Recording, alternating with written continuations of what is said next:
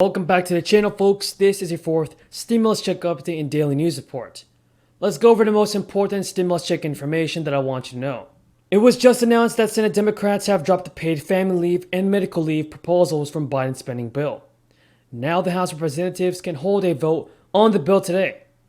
According to Fox, Senate Democrats have dropped the paid family leave and medical leave proposals from the spending package.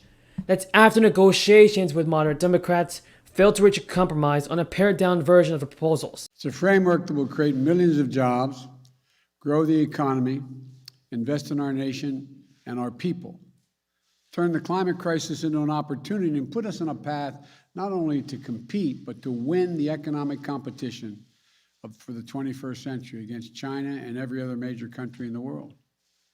It's fiscally responsible. It's fully paid for. 17 Nobel Prize winners in economics have said it will lower the inflationary pressures on the economy.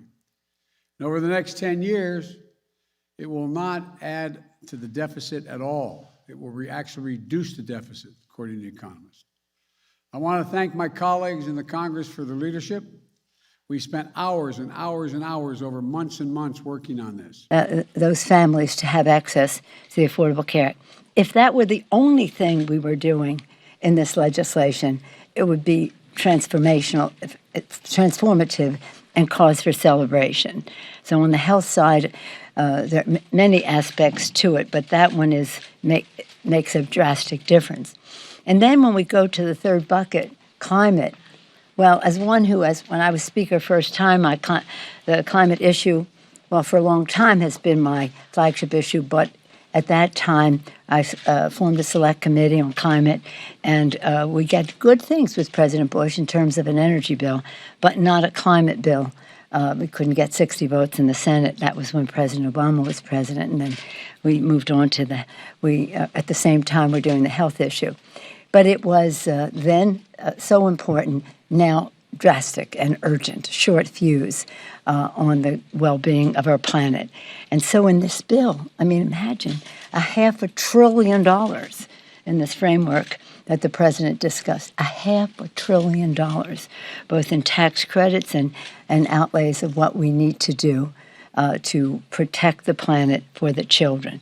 All three of these, health, planet, child care, et cetera, are all about the children. They're also about jobs, jobs, jobs, jobs. Democrats have decided to drop the proposals, despite that they were a key campaign promise from Biden. What do you think about President Biden so far? Is he holding up his promise, and is he keeping his promise to the American people of sending out more relief payments? Tell me in the comments below. Senator Gillibrand, one of the Senate's leading advocates for the benefits, had tried to reach a last-minute deal with Manchin, who had resisted to the overall cost of the package. And everybody, Senator Gillibrand told Fox that reports about the benefits being dropped are premature, signaling hope that some sort of pared-down version could still be in play. Manchin has argued that the cost of the proposals is too high, when some programs are already in jeopardy of running low on funds. Kristen Gillibrand has said that she will not give up on getting the benefits added. What are your thoughts, everybody, on cutting out paid family leave and medical leave proposals? Should it be done, or should it not be done? Tell me in the comments below. One thing is for certain, Nancy Pelosi is aiming to hold a vote today on the $550 billion measure, but progressives have insisted that a larger social safety net bill proceed along the Senate-passed infrastructure package. Democrats need to finalize the social policy bill due to sharp disagreements between moderates and progressives.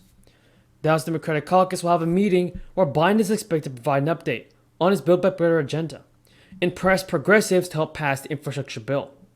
The Senate passed that measure in August with support from Democrats and Republicans. In a Twitter post, Biden signaled that a deal could be reached on getting key components of his agenda passed.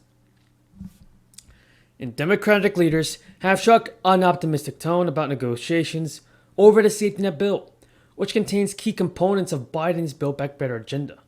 And there are still a number of unresolved issues between moderates and progressives.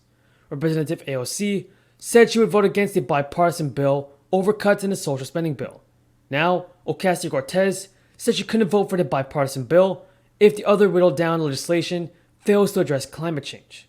She told CNN, We've had frameworks for 6 months, and we've seen how much these frameworks have changed and been taken back. Ocasio-Cortez previously pushed back as the reconciliation bill was rewritten without a key climate provision over Manchin's opposition about the cost of the bill. The Democrat from West Virginia also said he doesn't support a program that would quickly replace coal and gas power plants with green energy solutions. Rashida Tlaib is also a progressive Democrat, and she criticized the cut and suggested that there was more support for the climate change provision than Manchin's opposition to it.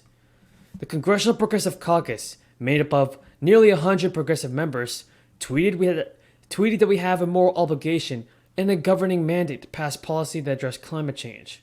Ocasio-Cortez said she wants to see the full legislative text on the social spending bill before voting on the bill next month. Pelosi hopes to have the $1.2 trillion infrastructure bill, which forms part of the reconciliation package, to be signed by the end of the month.